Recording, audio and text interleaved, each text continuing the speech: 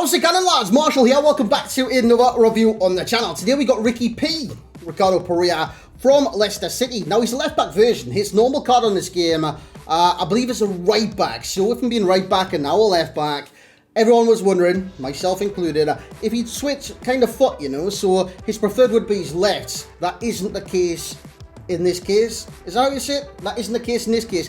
But he's still right-footed, and you guys will see that during the gameplay and his player bio, everything like that. So if you want to kind of, I don't know, an insight into how he does play, a right-footed player, predominantly on the left-hand side of the pitch, hey, look no further than this review. And if you guys enjoy, please leave a like, drop a sub as well, and drop a comment. You know what, see how it goes. But I want to know your thoughts on Ricardo Pereira. Also in the squad, you would have seen Woods, you would have seen Kante being on low, actually.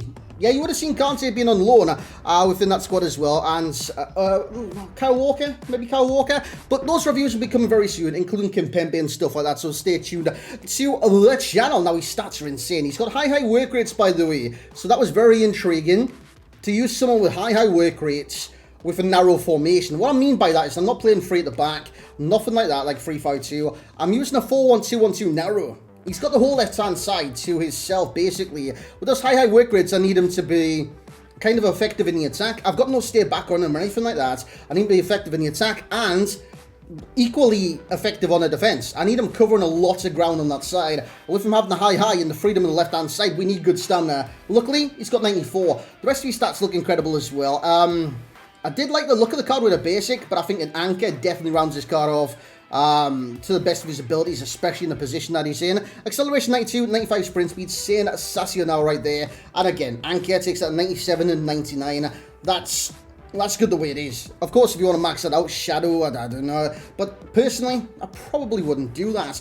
Shooting is his worst category, the shooting. He's a left back. You can't expect miracles from that position unless you've got Cancelo. He's got 83 finishing, 85 shot power, 83 long shots. Good attack and positioning as well. What you're going to expect from him in that position is when he does get forwards, instead of going for the strike or anything like that, unless it's a necessity, to go for the cross or the pass. Luckily, his passing is sensational. Good cross, 94 vision is sensational. 95 short pass, a 90 curve with 92 long passing, and pretty average free kicks, but for a left back, it's not too bad. Dribbling!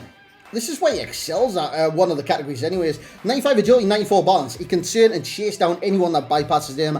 Good reactions, ball control, dribbling, and 95 composure. That's brilliant. He's got 95 interceptions with 94 defensive awareness, 95 stand tackle, and 92 slide. With an anchor, it's capped out at 99 in all the important stats apart from heading accuracy. Like I did say, good stamina, 94, sensational. 90 strength, 99 with the anchor chem style, and he's got good aggression as well. Jumping leaves a little bit desired at, what was it, 83, but he does the job. He's got the early crosser trait and the team player trait as well. With that being said, I want to jump into the gameplay now and showcase some of the 9 games I've played tonight. The 9's a little bit deceiving. We'll get into that in a sec. So here we go, lads. This is the first of 9 matches, and you can see why I started playing off in the Shapeshifter Cup. So it's golden goal, you know what I'm saying? If I score early, it's GG's, no re. So there was 5 games of the Shapeshifters Cup, like basically golden goal, and then 3 games of champs, and someone also seen my team and just backed out, so it didn't count. So cheers, pal. But it added a game. But anyways, Ricardo Pereira, what can you expect from him? I think he's a dynamic fullback that can cut inside and affect, I mean, your attacking players from just doing that.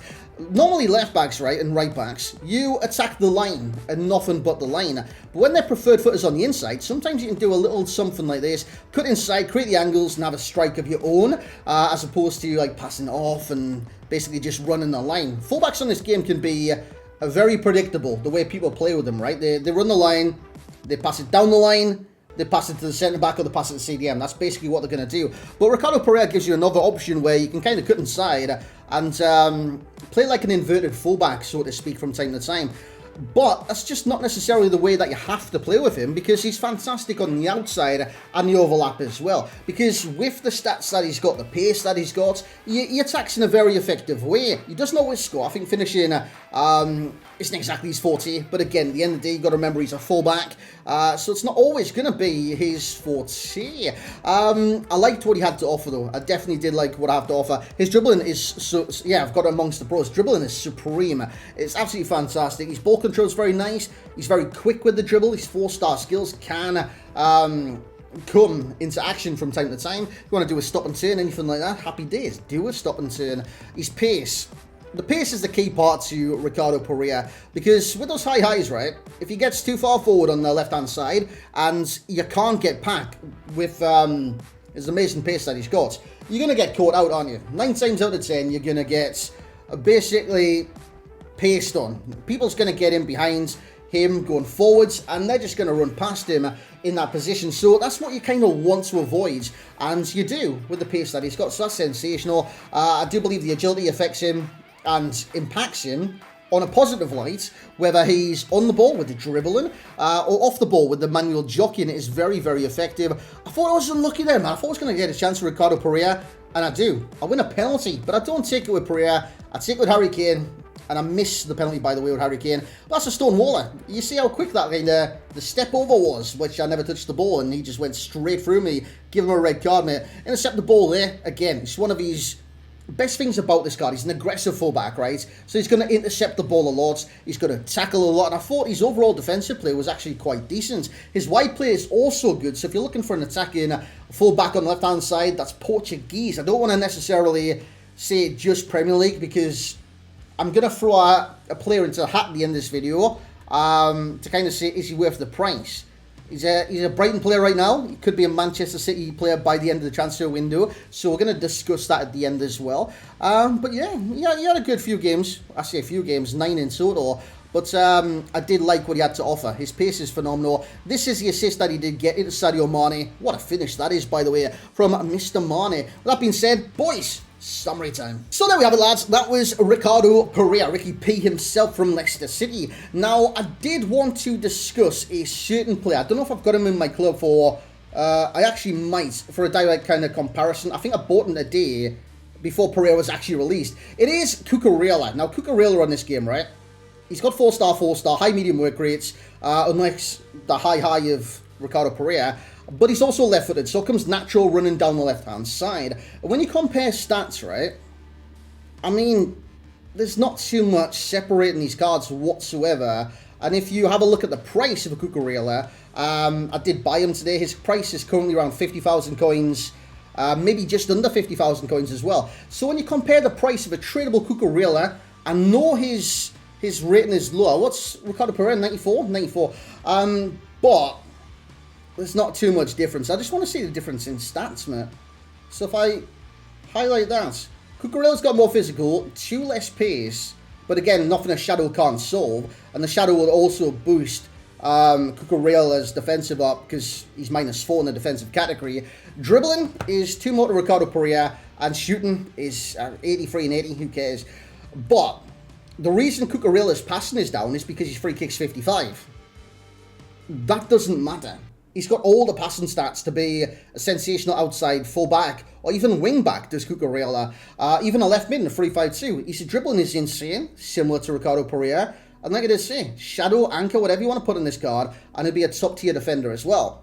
Probably a little bit better in terms of actual positioning defensively as well, because he's not going to go up and down like a yo-yo, you know what I'm saying? With high highs, you up, you down, you roll arounds. But if you've got the pace, you can recover that. But if you're not doing that, you don't need to recover anything. So you can kind of look at that and think, dude, this card's 100k SBC.